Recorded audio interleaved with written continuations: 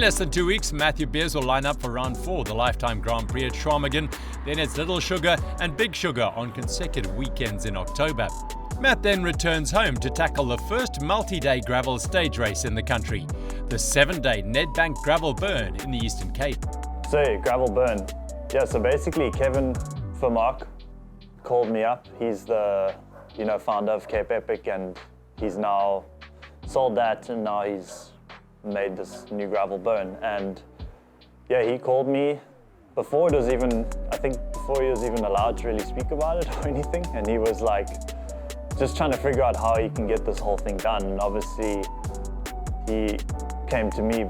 I've raced now quite a bit gravel. I was one of the early adopters, SA guys, to kind of move into that scene. So I've raced Unbound, I've raced, I would say, a pretty good broad spectrum of gravel, and I know a lot of the guys. So every time he called me, it progressed more, and then there was like sponsorship, and yeah, it just started rolling, and I kind of spoke to some of my guys I race with in the US, and they were keen. They were like, damn, okay, cool. And it just kind of snowballed. And I think no one knows what to expect, but we can expect it's going to be a good event.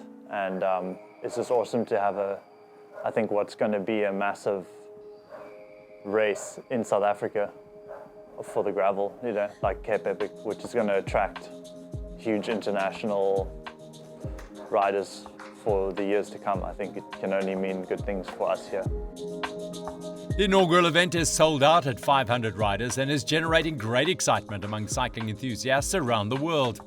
The Nedbank Gravel Burn carries the biggest prize purse in gravel racing history for a single race at $150,000 and will have world-class competition for Matt to test himself against. In truth, it couldn't have come at a better time for the 31-year-old 4-time Cape Epic winner.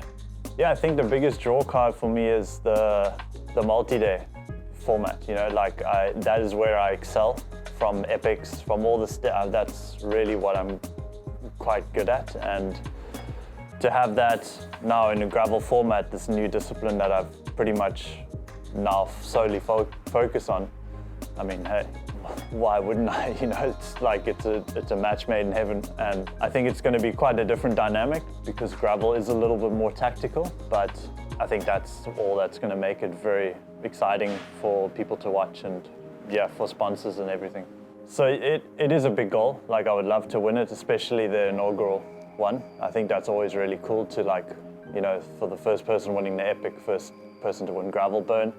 Obviously there's a really attractive incentive with the prize money, which is awesome that Kevin was able to, and his team, to put that on. But yeah, it's late in the season, so I think that adds a whole nother dynamic. Like, I'm finishing the Lifetime Grand Prix the week before in the US, and then I'm having to fly straight over and get stuck in. So hey, but it's cool, and you got to do it, and this is my job, and yeah, it's rad. So I think it's going to be a long year for sure.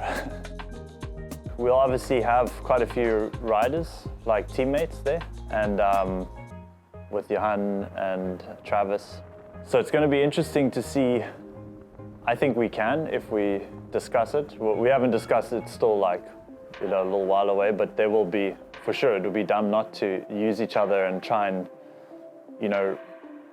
figure that out in a way that it's advantageous for all of us. So I don't know yet, but I'm sure there are other teams, like small teams, that are going to be there, and they're going to be throwing the same thing. So we need to be ready, and I've done enough in the US where, it's becoming difficult now with teammates. So it's going to help to have allies out there.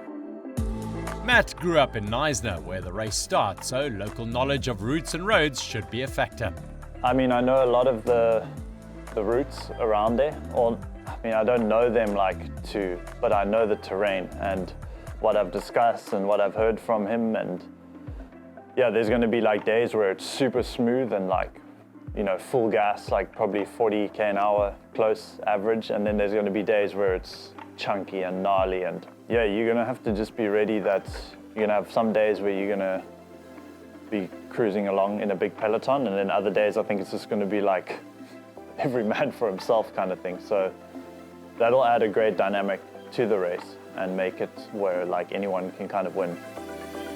Entrants in the Gravel Burn will have to ride bikes with drop bars, but as Matt has said, the setup and equipment landscape for gravel racing is changing almost weekly, and he foresees some challenging choices are going to have to be made through the 7-day race. The equipment side of Gravel Burn is going to be really interesting because I personally think that you're going to have to almost have a different setup for every day, essentially, or like a very similar on some days. So let's say those really fast, smooth roading days, you're going to want, pretty small tires, maybe road pedals if you know you're not going to unclip, aero as much as you can, like helmets, etc. And then, on the chunky days, you're going to want to put the biggest freaking tires you have, maybe a suspension fork, if that's what you run. For us, we would run like a Diverge. So we would really have to choose which bike we want to use. And then, mountain bike pedals, because you're probably going to have to run up some of these things. And, then you're looking at preserving the equipment more. So like maybe even tire line, for punches. And so you're really going to have to do some research. And luckily, I've had experience where I've kind of raced like from really rough gravel races to super smooth, almost road races. So I feel I have a good idea of when to run those different equipment choices. But until you're out there, we're gonna have to rely on sneaky, asking people who run the race what we need to do, and kind of looking on a map to just see and guess what the day's gonna be like. The Nedbank Gravel Burn could see an interesting dynamic with mountain bikers, gravel specialists and roadies all in the mix. So what on-bike kit would Matt recommend riders carry? So I mean, for a race like Gravel Burn, you're going to have pretty much everything you can so you can fix, whether it's a sidewall getting completely slashed to if it's just a minor puncture, so like, tubes.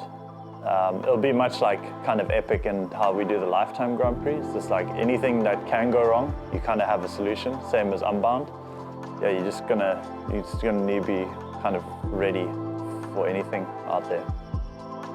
The race comes at the end of the international season in late October, which might play into the hands of the local riders who've been preparing specifically for the Gravel Burn. But there will definitely be some big-name international riders on that start line in Knysna on the 26th of October. I think there's already quite a few riders that have entered that are world-class, and I think Jasper Steven is one of them. Whether he's going to be there in flying form or not, he's still Jasper. He's one of the best in the world, and you've got us gravel guys who know the game, and there's quite a few coming from Europe, from America, and it's going to be hard. We've got our SA boys, we can't discount them. We know the terrain really well here. It's like epic. Tristan, Marco, Mark, Vessel. I think it's going to be a proper ding-dong battle out there, for sure. The involvement of a giant global brand like Toyota as the vehicle sponsor is recognition that the Nedbank Gravel Burn is going to become an event of the highest international standing. Gravel Burn's going to be a huge international race, and to have Toyota sponsoring it and all these other brands, it's really cool that they're putting funding into gravel in South Africa, and I think it's going to pay dividends in the future for everyone in the industry. So it's amazing to have partners like that.